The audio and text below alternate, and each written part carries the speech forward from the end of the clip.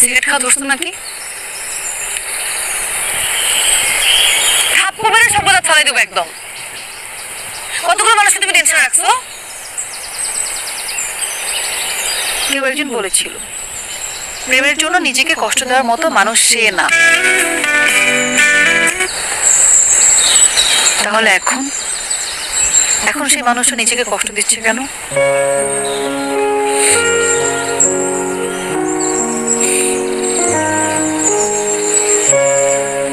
সে যেন কখনো নিজেকে কষ্ট না দেয়।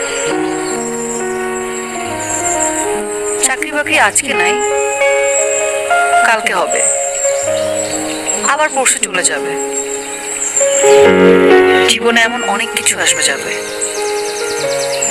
কিন্তু শান্তা কখনো তাকে ছেড়ে যাবে না।